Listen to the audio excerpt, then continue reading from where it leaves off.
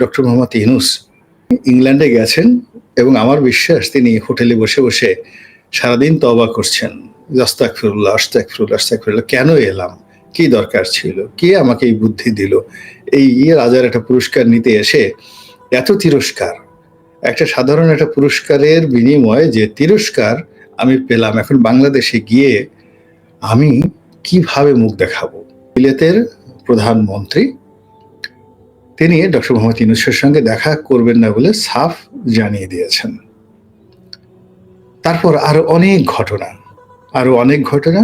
সেই ঘটনায় আমাদের যে লজ্জা, অপমান, তারপরে আমাদের আত্মোপলব্ধি, আমরা কারা, ডক্টর মোহাম্মদ ইউনূসের ওজন, তার ব্যাপ্তি, তার আয়তকার বর্গক্ষেত্র সব কেমন যেন একটা রম্বস হয়ে গেছে। এবং সে সকল পরিকল্পনা এখন লন্ডনের রাস্তাতে তারা যেভাবে প্রদর্শন করছে, এটা অভিনব।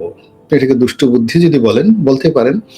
এই দুষ্ট বুদ্ধির কাছে ডক্টর মোহাম্মদ ইউনূস একেবারে শিশু, অবোধ শিশু। এখন পর্যন্ত তার দুধ দাঁত উঠেনি বা ওয়া ওয়া শব্দ এখনো ভালো মতো তিনি শিখেননি এই ধরনের দুষ্ট বুদ্ধিতে।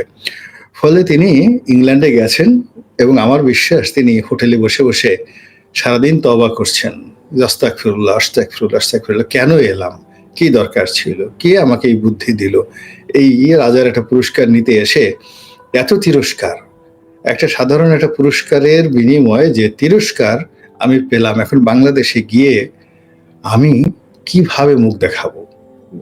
আমি সামাল দেব। এই ধরনের একটা আত্মোপলব্ধিতে তার মন ভার হয়ে যেতে পারে এবং তিনি মনের সেই দুঃখ লাঘব করার জন্য যদি একটু মক্কাতে যান, মদিনাতে যান, উমরা করতে যান, একটু মেডিটেশনে যান, আমি কিন্তু খুব অবাক হব না। এখানে আওয়ামী লীগের যারা লোকজন রয়েছেন তারা ভীষণ রকম আনন্দিত। বাংলাদেশে যারা আছেন তারা পালিয়ে আছেন বা প্রকাশ্যে আছেন, ডাজ নট ম্যাটার। কিন্তু এই লন্ডনের ঘটনা তারা রীতিমতো লাইভ দেখছেন, 1 বার 2 বার 10 বার 20 বার। তারা যতই দেখছেন তাদের মন ভরছে না, তারা আরো দেখতে চান। ফলে কি হলো, এই ধরনের ভিডিও মানে লন্ডনে ডক্টর মোহাম্মদ ইউনূসকে বিব্রত করার জন্য আওয়ামী লীগ যে মিটিং করেছে, স্লোগান দিয়েছে, মিছিল করেছে এবং যে ধরনের পরিকল্পনা করে যাচ্ছে, এইগুলো ইন্টারনেটে রীতিমতো ছড়িয়ে পড়েছে। এবং এই সমস্ত ভিডিও আওয়ামী লীগের যারা নেতাকর্মী রয়েছেন দেশে দেশের বাইরে 1000 বার 2000 বার দেখলেও তাদের মন ভরছে না। তারা এগুলো শেয়ার করছেন, সবার কাছে সবাই শেয়ার করছেন এবং সব জায়গায় শুধুমাত্র জয় বাংলা, জয় বাংলা। মানে এই যে স্লোগানটা, মানে যেভাবে জয় বাংলা স্লোগানটা পিনাকি ভট্টাচার্যের কারণে শেখ হাসিনার জমানাতে অনেকটা নেতিবাচক হয়ে পড়েছিল, এই সময়টাতে ডক্টর মোহাম্মদ ইউনূসের কল্যাণে এটি আবার সেই গৌরবের জায়গায় ফিরে এসেছে।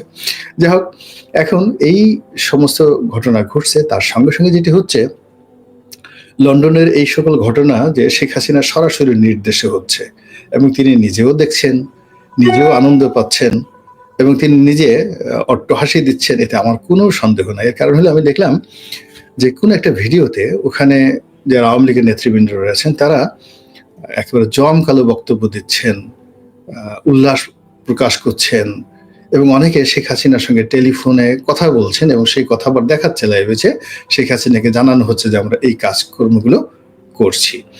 তো শেখ হাসিনা সম্পর্কে আমরা বাংলাদেশে যারা জানি, বক্তব্য হলো তিনি সব কাজে নিজের হাতে করেন। তিনি যতদিন ক্ষমতায় ছিলেন তার যদি কখনো কোনো ওসিকে দরকার হতো বা কোনো ডিসিকে দরকার হতো, তিনি কখনোই তার সচিবকে দিয়ে ফোন করাতেন না। তিনি সরাসরি ওসি বা ডিসিকে নিজে টেলিফোন করে তারপরে বলতেন ডু ইট।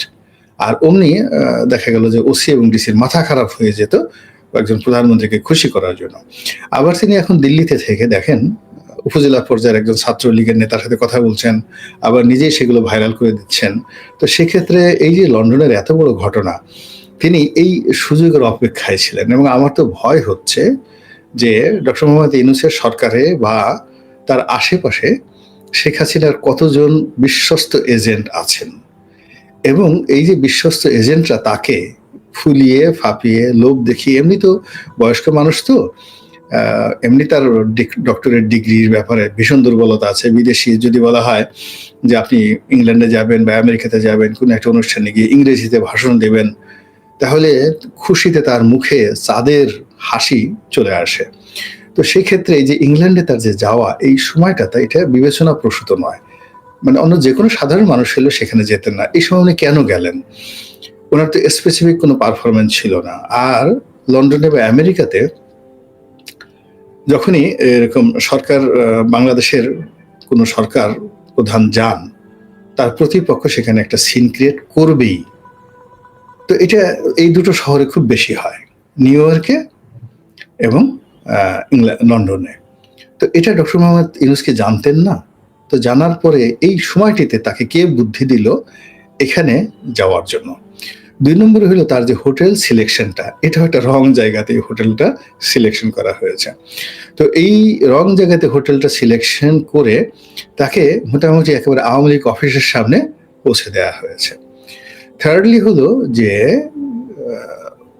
ব্রিটিশ প্রধানমন্ত্রী থেকে শুরু করে অন্যান্য যারা আছেন তাদের সঙ্গে যে বৈঠক, প্রি-শিডিউল বৈঠক করা না করা, এই জিনিসগুলো বাংলাদেশ থেকে সিদ্ধান্ত নিয়ে একেবারে পুরোপুরি ফিক্স আপ না করে তিনি কেন গেলেন?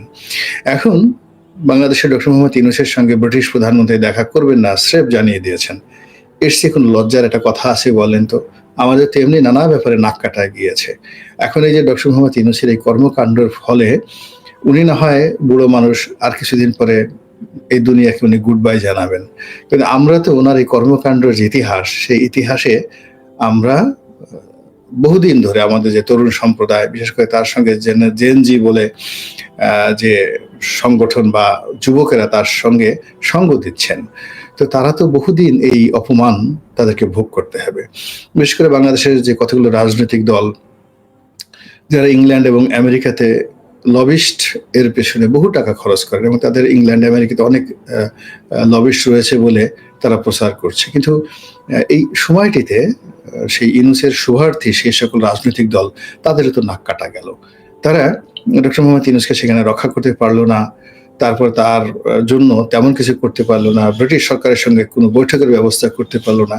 সব মিলিয়ে কেমন যেন একটা লেজে বরে অবস্থা করে ফেলেছে। এখানে আওয়ামী লীগ জলে স্থলে অন্তরিক্ষে যে প্ল্যান করেছে এবং ডক্টর মোহাম্মদকে ইউনূসকে ইনভাইট করে বলতে গেলে লন্ডনে নিয়েছে। এবং এর আগে যে ইউনূস সাহেব জাপান গিয়েছেন বা অন্যান্য দেশে গিয়েছেন, সেখানে আওয়ামী লীগ আসলে ওইরকম শক্তিমত্তা প্রদর্শন করেনি, কিন্তু জাপানে কিন্তু তারা করতে পারতো এবং জাপানে তাদের অনেক উগ্র সমর্থক রয়েছে।